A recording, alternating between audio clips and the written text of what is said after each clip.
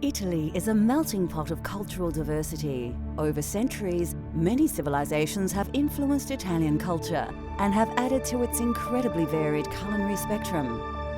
Italian regions display their own colloquial cooking and flavor styles. Today, we will discover a taste of Tuscany. Join us as we explore the classic dishes, unique ingredients, and the diverse cultural flavors of Italy.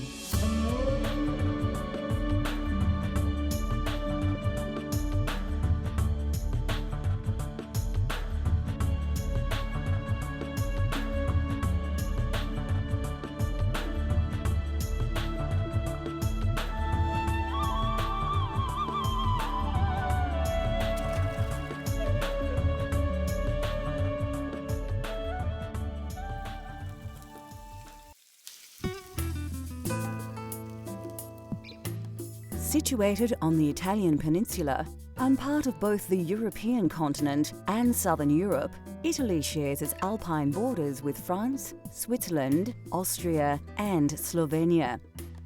The food of Italy is famous throughout the world, with dishes like spaghetti, lasagna, and ravioli being found across the globe. But more importantly, the rich variety of regional cooking is alive and well, preserving some of this country's culinary history. Today, we will be exploring the flavors of Tuscany. Considered the birthplace of the Italian Renaissance, Tuscan cuisine is quite unique and even differs between the provinces. Tuscany is all about food and wine. It's all about the fresh produce, which they'll have homegrown or they'll get it from the markets, and then they're going to cook it, and they're going to cook it very slowly, and they're going to enjoy it with their family and their friends. They have lots of local vegetables and lots of pork and wild boar, which they make into small goods, and then they will share.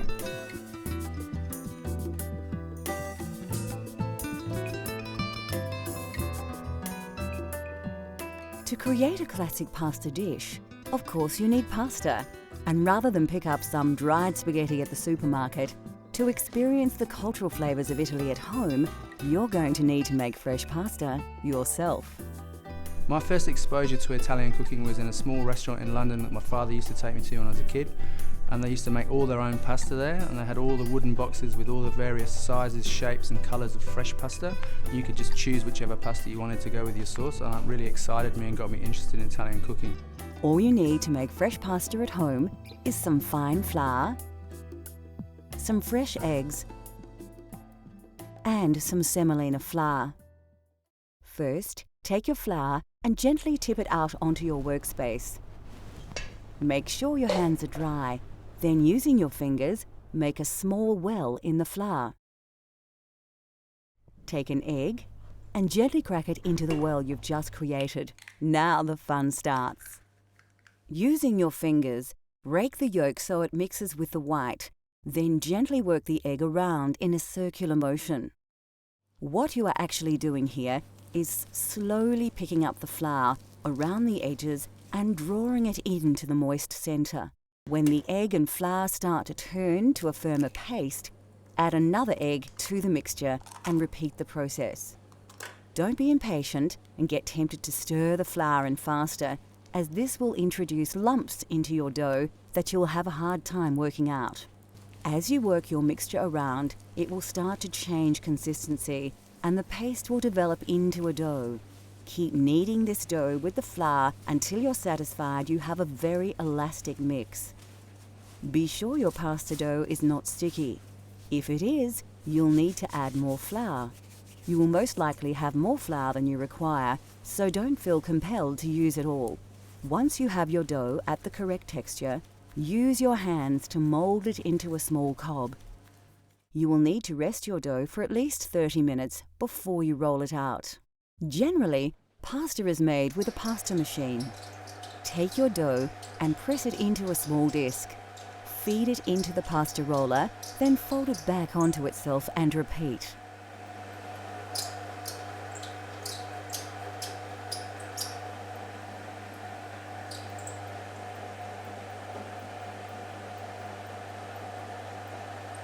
Keep rolling the pasta dough out until you have a long, thin sheet of pasta ready for cutting. Now, add your chosen pasta cutter to the pasta machine. Lightly dust your rolled dough with a little semolina and carefully slice your pasta. Once cut, dust your fresh pasta with semolina and put it aside for later.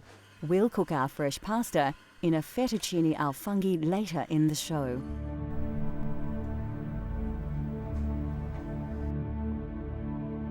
Anybody who has eaten Italian food will recognise the essential herbs and spices that add unmistakable characteristics to any dish. The most common herb in Italian cooking is basil. Crushed basil leaves combined with oil, garlic, and pine nuts create the famous pesto sauce. Basil is regarded as the perfect complement to the flavour of tomato sauce and works well with pasta. Another herb used widely in Italian cooking is oregano. Offering a complementary flavour to basil, it is also commonly used in tomato-based dishes. Of course, garlic features heavily in Italian cooking right across the country. Fennel seeds lend a distinctive aniseed flavour to roasted meat or fish. Rosemary makes a wonderful addition to roasted meats and vegetables. Often included in salads and dressings, sage is probably most famous as the key herb in saltimbocca. Italian parsley is recognisable by its distinct flat leaf. Parsley is used in many meat dishes, soups and stocks.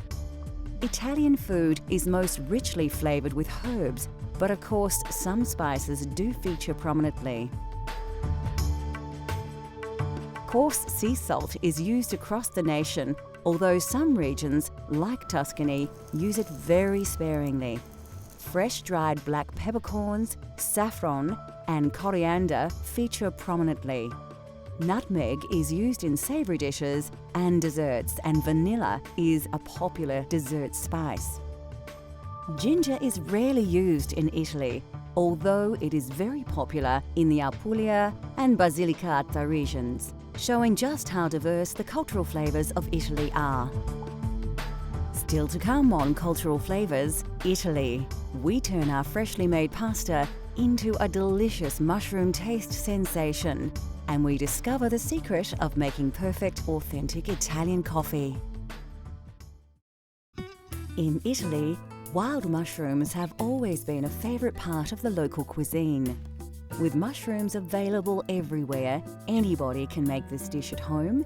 You may even want to splash out on a famously expensive ingredient. The mushrooms have got a beautiful aroma, so they're able to put them in all sorts of dishes. They might cook it up as an omelette for the younger family, or pop it into another slow cooked meal so that it can be used in very many different ways. They'll actually even put them into some sort of cheese, especially the truffles, so that they can continue to have the truffles mature in their lovely cheese.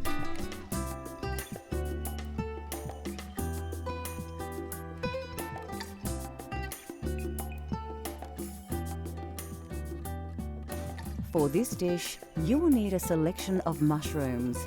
You can use fresh local varieties or a combination of fresh and dried.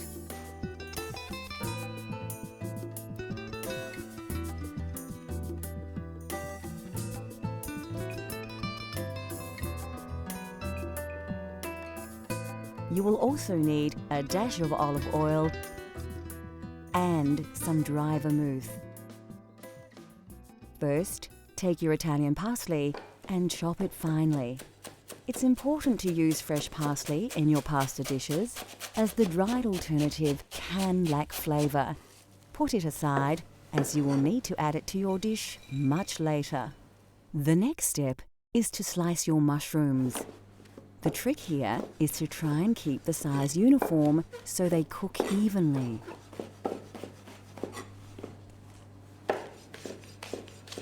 Remove your dried mushrooms from the water and squeeze off the excess moisture. Then chop them evenly. Keep the water, you will need it later. Take the stalk of celery and remove the leaves.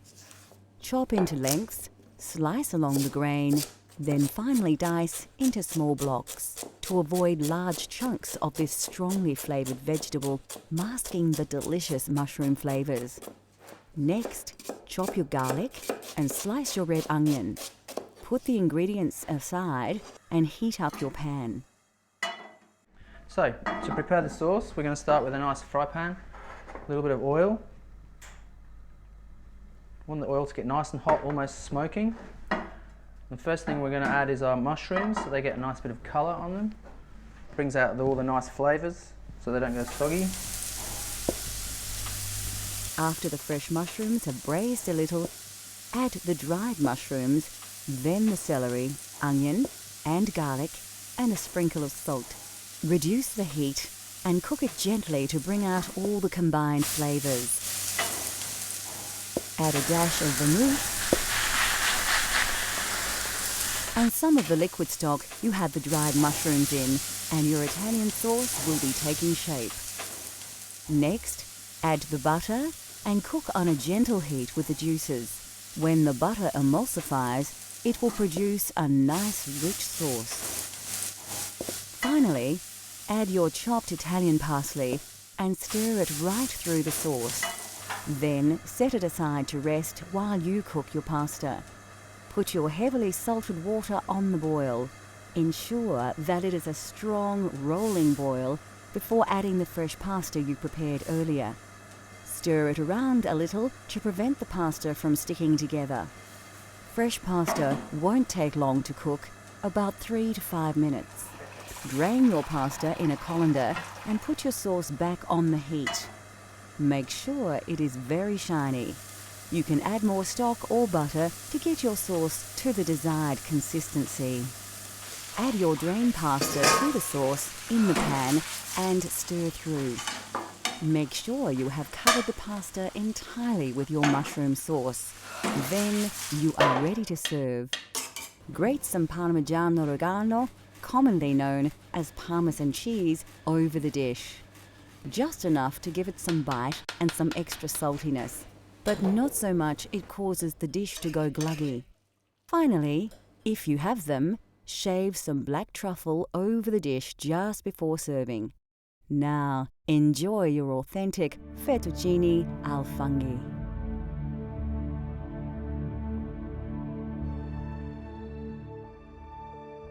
Italy is said to be one of the healthiest nations on the planet, and this is in large to do with a healthy diet, rich in vegetables and vegetable oils.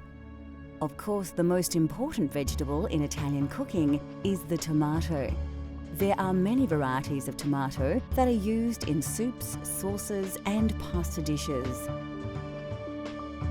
Brought to Italy in the 18th century, the tomato has become synonymous with Italian cuisine. The Italians love fresh vegetables and are famous for their salad dishes. Brought to Italy in medieval times, cucumbers are now part of Italian culinary culture. Root vegetables like carrots, radish, turnips, and beetroot all feature prominently in Italian cuisine, as do onions and leeks.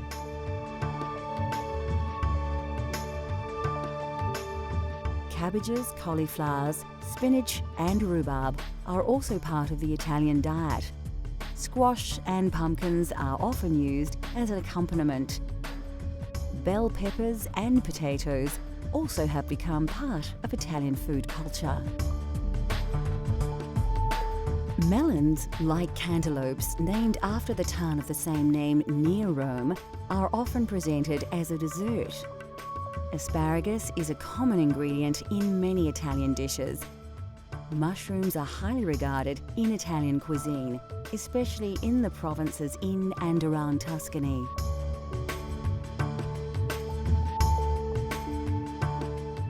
Of course, Italian cooking features all kinds of mushrooms, especially the porcini mushroom, but you can use local varieties in your own Italian-inspired dishes.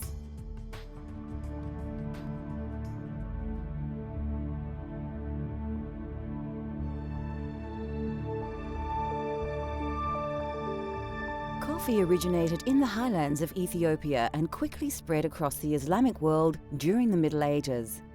It was only introduced to Europe via Italy as late as the 16th century by Venetian merchants who had been trading with Muslims from the East. Yet, we must thank Italians for defining coffee culture as we know it today. Italians are deeply passionate about their coffee, so naturally the quality of bean is exceptionally important. Coffee comes in 2 varieties, and Italians overwhelmingly prefer Arabica over the cheaper Robusta bean. Roasting beans changes their colour, taste, smell, and Italians enjoy a full roast bean, which are rich brown in colour and have a slightly oily surface. Italian baristas have created a wide range of ways in which to enjoy coffee. Cafe Espresso is brewed by forcing hot water under pressure through finely ground coffee. This process produces a highly concentrated shot of coffee, which actually forms the basis of many other drinks, such as a macchiato, which is simply a shot of espresso marked with a small drop of steamed milk. The most well-known Italian-style coffee is, of course, the cappuccino, and this cultural flavour of Italy has become increasingly popular right across the globe. Cafe latte is usually drunk at breakfast time, made with a full glass of steamed milk and a shot of espresso. This wholesome drink provides the perfect start to the day for many Italians. Coffee is drunk in a variety of ways, but generally speaking, Italians only add milk earlier in the day. With the exception of breakfast, coffee is rarely served alone and is usually enjoyed after a meal. The drinks, the roasting styles, barista techniques, and the popular social aspects of drinking coffee have all been heavily influenced by Italy's love of the coffee bean. Next on Cultural Flavours, Italy. We explore a famous Tuscan twice-baked biscuit and its accompaniment and discover how to serve this delicious Italian treat.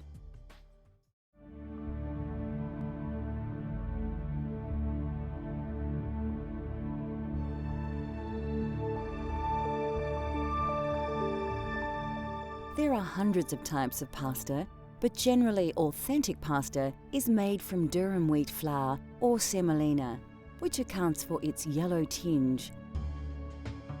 Durum wheat is believed to have been introduced to Sicily by the Arabs in the 7th century, and pasta has become the national dish of Italy. Of course, fresh is best, and authentic Italian pasta has texture and flavour characteristics that is difficult to replicate with dried alternatives. Having said that, there are a multitude of dried pasta options that keep well, so it has become a staple in many kitchens across the world.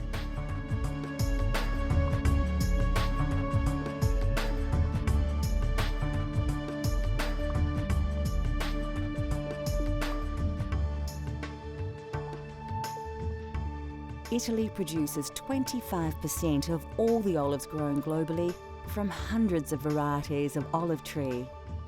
Olives in the south of the country produce the majority of olive oil thanks to its climate. In the north, due to the frosts, olives must be harvested much earlier, so their yield is much lower. Olive oil is often used like butter as a topping for bread and for cooking. Olives are eaten on their own, as an accompaniment, in salads and also cooked dishes. Italian meals often feature breads, and there is a wide range to choose from.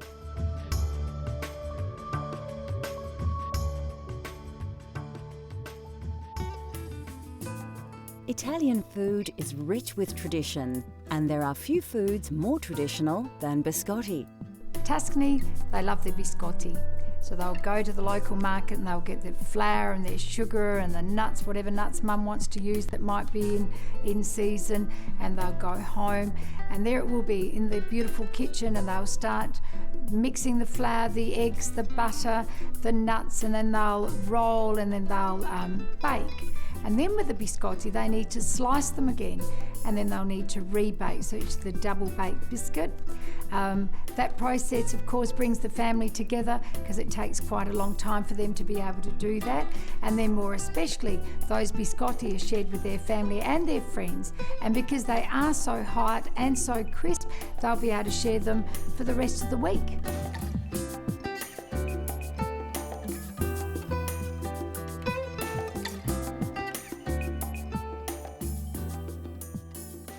You won't need to look too hard for the ingredients in this recipe.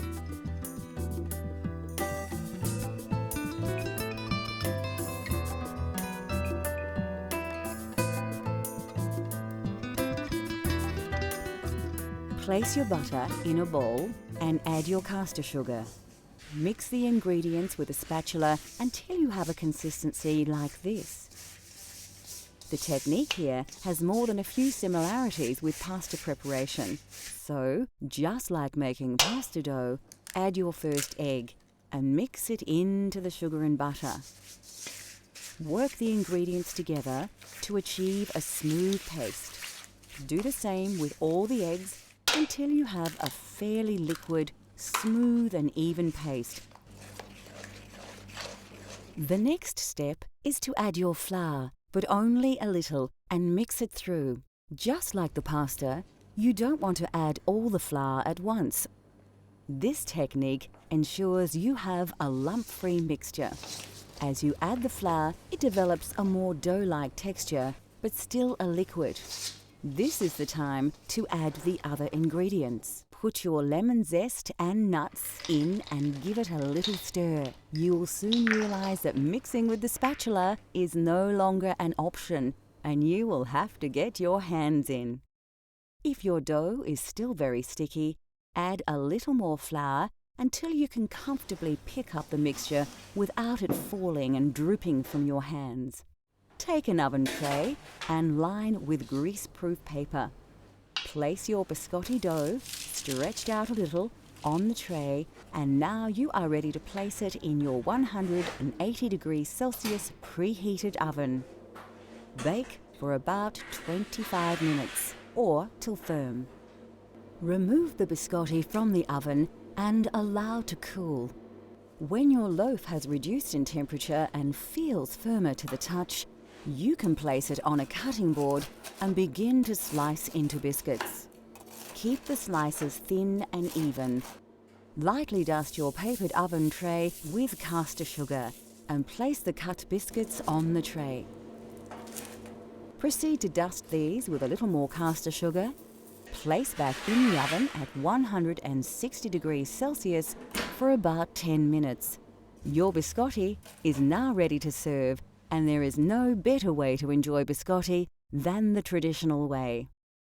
Although delicious on its own, biscotti is traditionally served with Vinsanto, or holy wine. You dip the biscotti into the Vinsanto and eat the biscuit, then dip again. Biscotti and Vinsanto are cultural flavour of Italy that you can enjoy at home. In a world where food is more often just consumed rather than savoured, Italian cooking has shown the way with simple, elegant dishes, uncomplicated flavours, and lightly seasoned sensations. Join us next time as we take you on another gastronomic journey so you can experience the tastes of the globe at home.